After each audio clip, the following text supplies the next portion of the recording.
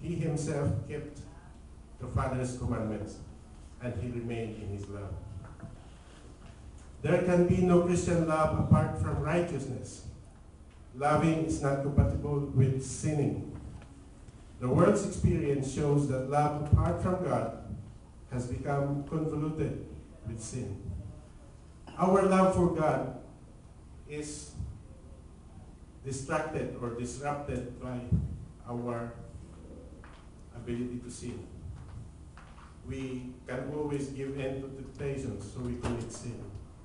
Even if we say we love God, by the fact that we sin, we broke his commandment. So that, in a way, has disrupted our love for him.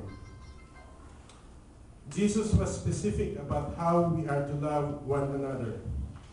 He says, "This is my commandment, love one another as I have loved you." We are not free to change or dilute Jesus' direction.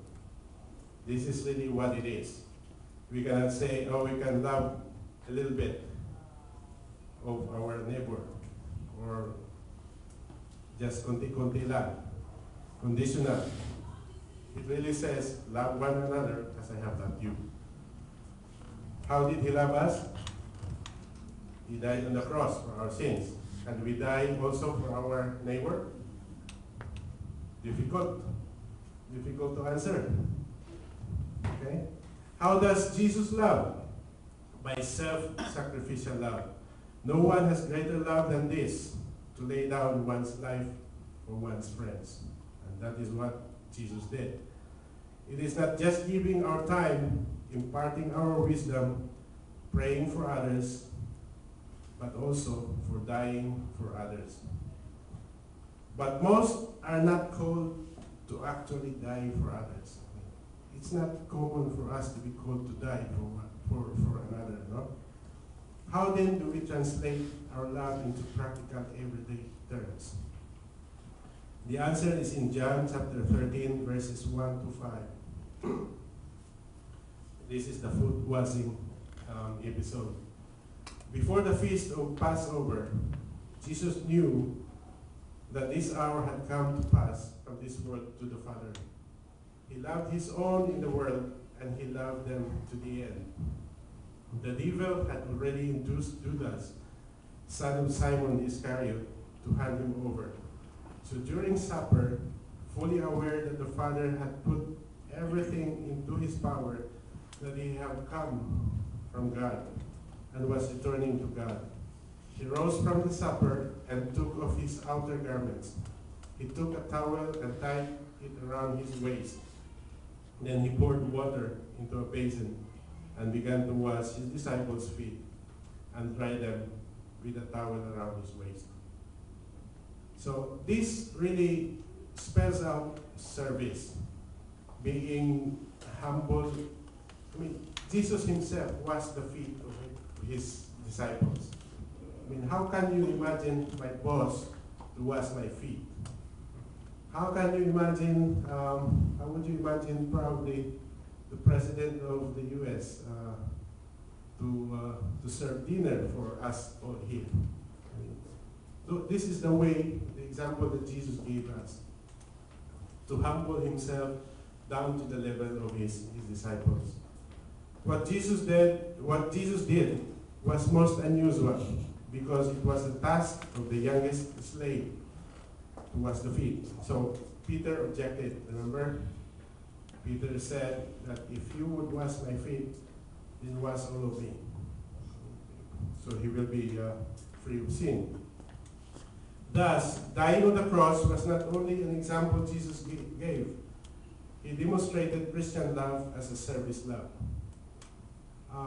Maybe later on there is a teaching about service love, how we can do service to our brothers and sisters to show our love for them.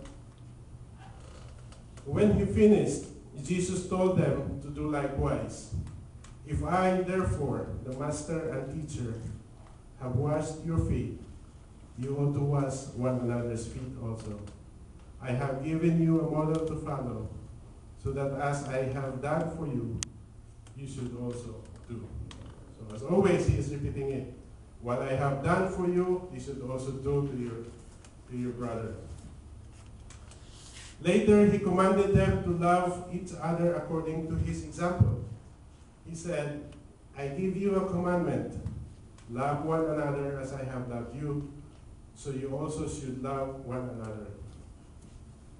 Christian love is committed service. In Galatians chapter 5, verses 13 to 14, it says, For you will call for freedom, brothers, but do not use this freedom as an opportunity for the flesh. Rather, serve one another through love. For the whole law is fulfilled in one statement only. You shall love your neighbor as yourself. Anywhere in the Bible, you can always see this statement. You shall love your neighbor as yourself. Always putting that neighbor above our own interest.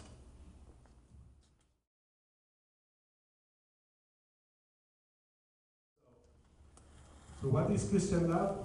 What does God mean by love? It means keeping God's commandments. The second is our committed service to our brothers and our neighbor. So who then is our neighbor? We said earlier that our spouses are our closest neighbor. So if I am a neighbor of the closest neighbor of my wife, so my wife should cook for me, should prepare good food for me. Just kidding. Or I should cook for her. Yeah. So who is your neighbor? Can you choose from whom to love? Can we choose? No. Everybody is our neighbor. The answer is the parable of the Good Samaritan. Remember that story? Okay. It is written in chapter 10 of Luke, the book of Luke, verses 29 to 37. But because he wished to justify himself, he said to Jesus, Who is my neighbor? This is one of the scribes asking him. And Jesus replied, A man fell victim to robbers, and as he went down from Jerusalem to Jericho, they stripped and beat him and went off, leaving him for half dead.